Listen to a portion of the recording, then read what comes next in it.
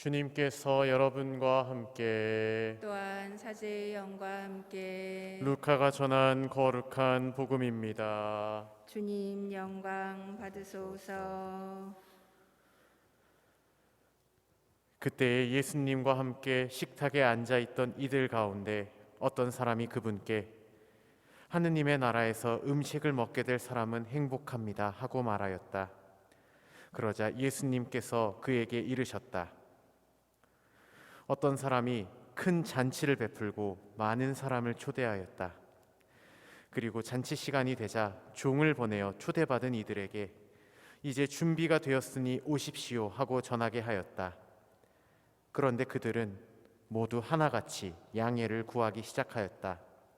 첫째 사람은 내가 밭을 샀는데 나가서 그것을 보아야 하오. 부디 양해해 주시오 하고 그에게 말하였다. 다른 사람은 내가 겨리소 5쌍을 샀는데 그것들을 부려보려고 가는 길이요. 부디 양해해 주시오 하였다. 또 다른 사람은 나는 방금 장가를 들었소. 그러니 갈 수가 없다오 하였다. 종이 돌아와 주인에게 그대로 알렸다. 그러자 집주인이 노하여 종에게 일렀다. 어서 고을의 한길과 골목으로 나가 가난한 이들과 장애인들과 눈먼 이들과 다리 저는 이들을 이리로 데려오너라. 얼마 뒤에 종이 주인님 분부하신 대로 하였습니다만 아직도 자리가 남았습니다 하자 주인이 다시 종에게 일렀다. 큰 길과 울타리 쪽으로 나가 어떻게 해서라도 사람들을 들어오게 하여 내 집이 가득 차게 하여라. 내가 너희에게 말한다.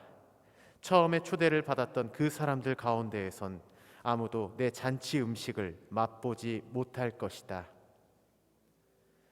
주님의 말씀입니다.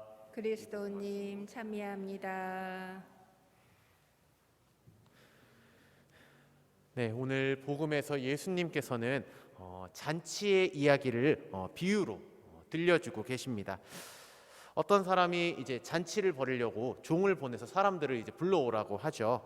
근데 이제 사전에 잔치에 참여하기로 초대받았던 사람들은 갖가지 자신들만의 핑계를 대면서 잔치에 오는 것을 꺼려합니다.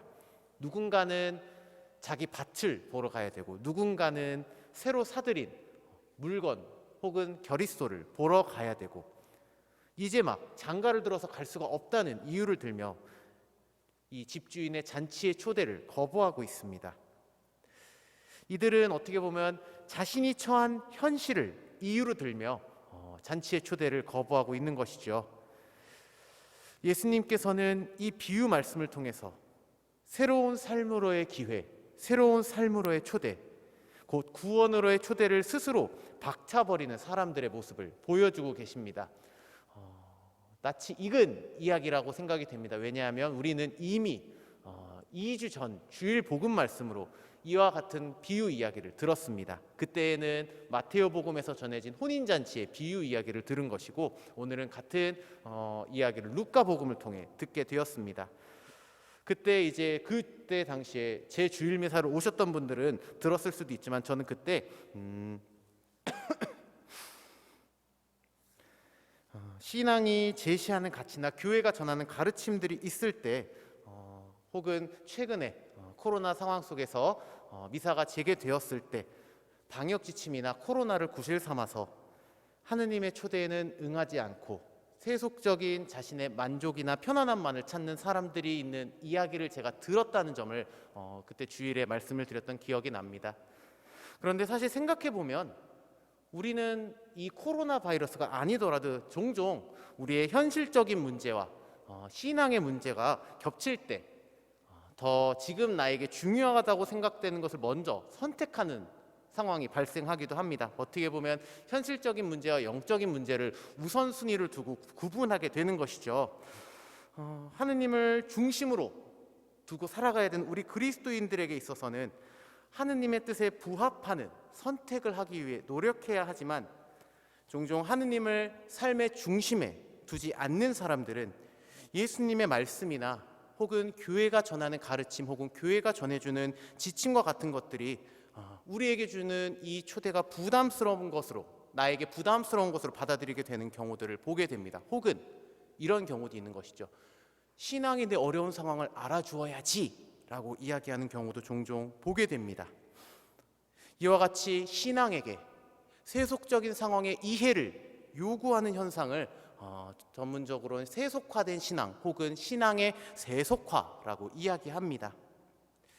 이와 같은 세속화된 신앙을 지닌 사람들은 내가 사는 것과 내가 신앙생활을 하는 것과 현실은 별개라는 논리로 자신이 사는 사회와 세상의 논리 그리고 신앙의 가치는 별개의 것으로 구분해서 바라보는 경우도 있고, 종종 나의 신앙이라고 하는 것, 내가 믿는 것을 그저 수많은 종교적 가치 중에 하나로 스스로 전락시킴으로써 나의 신앙이 사회 제도에 맞춰주어야 하는 것으로 바라보게 되는 경우도 존재하고 있습니다. 그리고 특별히 이 시기에 그런 사람들이 많아지고 있다는 것을 바라보게 되는 것이죠. 그러나 하느님의 초대, 예수님과 교회의 가르침, 그리고 우리가 지금 이 자리에 모이게끔 하는 우리의 신앙이라고 하는 것은 우리에게 찾아온 하나의 축복이자 우리가 구원을 누리기 위해 우리에게 찾아온 마지막 초대, 마지막 기회라고 할 수 있습니다. 우리가 진정 은총된 삶과 구원된 삶을 희망한다면 어떠한 이유로도 이 초대를 거절해서는 안 되는 것이겠죠. 그리고 우리는 바로 그 초대에 응답해서 어떻게 보면 이 미사 성제, 이 잔치에 모인 사람들이라고 할 수 있습니다. 우리는 우리를 위해서 하느님께서 주시는 말씀 안에 담겨있는 수많은 은총들과 보화들을 발견할 수 있습니다. 그리고 우리는 오늘 이 미사를 통해 예수님의 몸을 받아 모심으로써 지금 나에게 주어진 하루하루를 살아갈 수 있는 영적인 힘을 얻게 됩니다.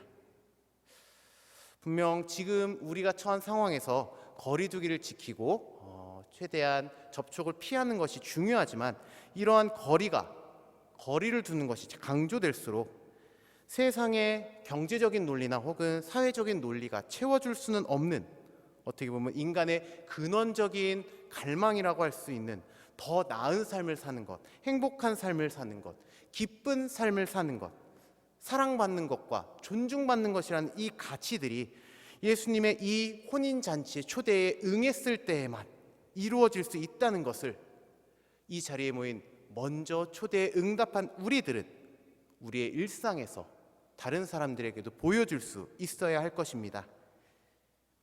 말씀에서 힘을 얻고 그리스도의 몸을 통해 힘을 얻는 우리들은 어떻게 보면 다른 사람들은 발견하지 못하는 평범한 일상 안에서도 무심코 지나쳐왔던 모든 순간들에도 하느님의 손길이라는 은총이 담겨 있다는 것을, 의미가 담겨 있다는 것을 먼저 발견하고 우리가 만나는 사람들에게 알려줄 수 있는 신앙인이 되어야 할 것입니다.